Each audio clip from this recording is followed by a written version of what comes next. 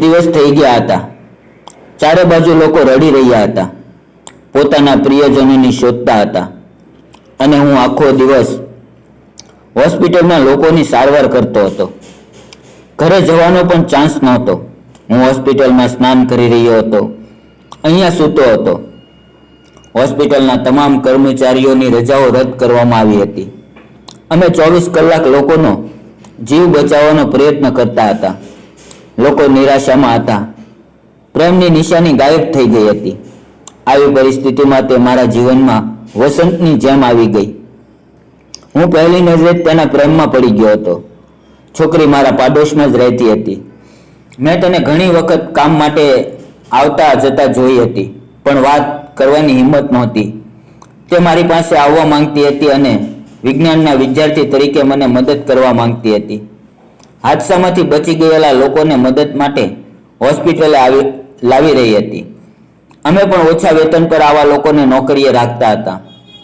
અમને વધુ લોકોની જરૂર હતી। મેં તે છોકરીને મારી સાથે કામ કરવા માટે મારી પાસે રાખી હતી। તે યુવાન હતી અને હું પણ યુવાન હતો। મિત્રો, મારું નામ ડૉક્ટર નીરવ છે। તે છોકરીનું નામ હિના હતું। શહેરમાં બીમારી ફેલાઈ ગઈ હતી। હાલત ખૂબ જ ખરાબ હતી।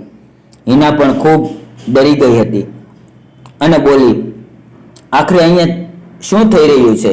બધા લોકો મરી રહ્યા છે અને રોગચાળો ફેલાઈ રહ્યો છે। એવું લાગે છે કે આપણે યુદ્ધના મેદાનમાં છીએ, ક્યાંય આશાનું કિરણ નથી। મેં કહ્યું, હિના, હિંમત રાખ, વધુ સારું રહેશે। ટૂંક સમયમાં સૂર્ય બહાર આવશે અને આ ઝેરીલું વાદળ હટી જશે અને જીવનમાં પ્રેમ લાવશે। મને હિના સાથે કામ કરવાને 2 મહિના થઈ ગયા હતા। કામ દરમિયાન જ્યારે પણ હું તેની નજીક જતો ત્યારે મને વિચિત્ર લાગણીનો અનુભવ થતો। મારા મગજમાં માત્ર હિના જ ફરવા લાગી હતી। શહેરની હાલત ખૂબ જ ખરાબ હતી। ઘણા લોકો સ્વસ્થ થઈ ગયા હતા અને ઘણા લોકોએ જીવ ગુમાવ્યા હતા। કેટલીક જગ્યાએ મકાનો તૂટી ગયા હતા। શહેરમાં વિવિધ જગ્યાએ વિસ્ફોટ થયા હતા। મારો મિત્ર વરુણ મને મળવા આવ્યો। તે પોલીસમાં હતો। મેં પૂછ્યું, આ બધા પાછળ કોણ હતું? તમે શોધી કાઢ્યું? તો તેણે કહ્યું, તેની પાછળ કોઈ ખતરનાક વ્યક્તિનું મગજ હોવું જોઈએ। માત્ર મગજ જ નહીં, પણ છેલ્લા ધુમાડાથી લોકોને માર્યા છે। પરંતુ પોલીસની હાલત અત્યારે ખૂબ જ ખરાબ છે। અમારે મદદની લોકોની જરૂર છે। ઘરનું સમારકામ ચાલુ છે। વરુણની આંખોમાં પણ નિરાશાનું કિરણ દેખાતું હતું। ધીમે ધીમે લોકો આ અકસ્માતથી બહાર આવવા લાગ્યા। હોસ્પિટલમાં દર્દીઓ ઓછા થયા હતા, તેથી અમને ઘરે જવાનો મોકો મળ્યો। હું હિનાને મારી સાથે લઈ ગયો। મારા ઘરે આવ્યા પછી મને જે ખુશી મળી તે વિશે હું વાત કરી શકતો નથી। ઘરથી દૂર રહેતા કેટલાય દિવસો વીતી ગયા, ખબર જ ન પડી। ઘરે આવ્યા પછી હું મારા પલંગ પર સૂઈ ગયો।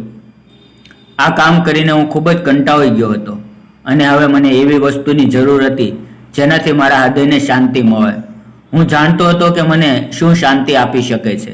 હું હિનાને પ્રેમ કરવા લાગ્યો હતો, પણ શું તે પણ મને પ્રેમ કરશે? મેં કામ પરથી રજા લીધી હતી અને 3 દિવસ ઘરે હતો। રાત પડી ત્યારે કોઈએ દરવાજો ખખડાવવાનો શરૂ કર્યો। મને ખબર નથી કે શું, પણ હું ખૂબ નર્વસ અનુભવી રહ્યો હતો। જ્યારે મેં ઊભા થઈને દરવાજો ખોલ્યો તો મેં જોયું કે હિના મારી સામે ઊભી હતી, પરંતુ તે પરસેવાથી સંપૂર્ણપણે તરબોળ હતી। તે ખૂબ જ અસ્વસ્થ દેખાઈ રહી હતી। મેં હિનાને પૂછ્યું, શું વાત છે? તું આટલી પરેશાન કેમ દેખાઈ રહી છે? તેણે કહ્યું, જ્યારે મને છાતીમાં ખૂબ દુખાવો થવા લાગ્યો ત્યારે હું સૂઈ રહી હતી। તેનો ચહેરો જોઈને હું ખૂબ ડરી ગયો। મેં તેને અંદર બોલાવી। મેં કહ્યું, તું અંદર આવ, હું તપાસ કરી લઈશ। તેણે કહ્યું। હું થોડો અવાજ સાંભળીને ચોંકી ગઈ અને મને લાગ્યું કે મારી છાતીમાં કંઈક હલનચલન થઈ રહ્યું છે અને મને દુખાવો થઈ રહ્યો છે। મેં મારા હાથથી તેને સ્પર્શ કર્યો। આ કરતી વખતે મારું હૃદય ઝડપથી ધબકતું હતું। ખબર નહીં કેમ, પણ મને સમજાયું કે તેની છાતીમાં કંઈક છુપાયેલું હતું, પણ સામેનું દ્રશ્ય જોઈને મારા પગ નીચેથી જમીન નીકળી ગઈ। મેં ત્યાં તપાસ કરી અને અચાનક વિચાર મગ્ન થઈ ગયો, કારણ કે માત્ર 2 મહિના પહેલાં જ વરુણ મને ઘરે મળવા આવ્યો હતો। ત્યારે બધું સારું હતું। તેણે મને મજાકમાં પૂછ્યું, શું વાત છે, તારો ચહેરો આટલો નિસ્તેજ કેમ છે? મેં કહ્યું, હું તને શું કહું, સામેના ઘરમાં એક પાડોશી છોકરી ભાડેથી આવી છે. જ્યારે હું તેને જોઉં છું ત્યારે મારું હૃદય ધડકવા લાગે છે. મારું હૃદય કહે છે કે હું તેને પ્રેમ કરવા લાગ્યો છું. વરુણે કહ્યું, એ છોકરી કોણ છે જે ડૉક્ટર નીરવનું દિલ ચોરી ગઈ? હું હસ્યો. તેનું નામ હિના છે. વરુણે કહ્યું, તો મને પણ તેનો પરિચય આપ. મેં કહ્યું, મિત્ર, મારી પાસે હજુ સુધી બરાબર વાત કરી શકતી નથી. તારો એનો પરિચય કેવી રીતે આપું? વરુણે કહ્યું, તું બહુ નર્વસ થાય છે, ચાલ તેના ઘરે જઈને મળીએ. મેં ના પાડવા માંડી, પણ તેણે જબરદસ્તી મારો હાથ પકડી લીધો અને મને લઈ જવા લાગ્યો અને કહેવા લાગ્યો, જો કોઈ પ્રેમ હોય તો તેને હિંમત હોવી જોઈએ. અમારા નાના શહેરમાં સંપૂર્ણ શાંતિ હતી. લોકો પ્રેમથી સાથે રહેતા હતા. કોઈને કોઈની સાથે દુશ્મની નહોતી. લોકો એકબીજાને મદદ કરવા આગળ આવતા હતા. બહુ ઓછાએ શહેરમાં નવા લોકો આવ્યા હતા. કદાચ ઘણા સમય પછી હિના આવી હતી, એટલે મને એક નવો ચહેરો જોવા મળ્યો અને હું તેને મનમાં પસંદ કરવા લાગ્યો. વરુણ મને સીધો તેના ઘરે લઈ ગયો. બેલ વાગી અને દરવાજો ખોલ્યો. હિના બહાર આવી. ત્યારે અમને જોઈને તે ખૂબ જ ગભરાઈ ગઈ. મેં કહ્યું, ગભરાશો નહીં, હું તમારો પાડોશી છું. અને વરુણે કહ્યું, હું ઇન્સ્પેક્ટર વરુણ છું. હું તમને મળવા આવ્યો છું. તમે શહેરમાં નવા આવ્યા છો. અમે અંદર આવીએ? આ સાંભળીને છોકરી ખૂબ જ ધરબાઈ ગઈ અને તેણે કહ્યું, ના, તમે ઘરની અંદર નથી આવી શકતા. અમે બંને તેની વાત સાંભળીને ચોંકી ગયા. અમારા શહેરમાં કોઈના પણ ઘરમાં અમે જઈ શકતા હતા. કોઈ ના ન પાડતું. મેં હિનાને કહ્યું, તમારા ઘરમાંથી કંઈક ગંધ આવી રહી છે. કદાચ વરુણે પણ આ નોંધ્યું અને પૂછ્યું, તમારા ઘરમાં શું ગંધ આવે છે? બધું બરાબર છે? આ સાંભળીને હિનાનો ચહેરો નિસ્તેજ થઈ ગયો. તેણે કહ્યું, ના, બધું જ બરાબર છે. એવું કંઈ નથી. કોઈ સમસ્યા નથી. હું ઘરે એકલી રહું છું, તેથી જ હું તમને આવવાની ના પાડી રહી છું.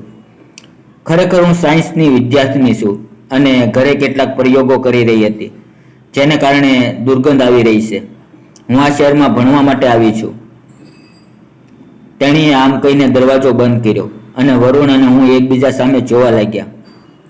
આ છોકરી અમને તેના ઘરમાં પ્રવેશવા પણ ન દીધા.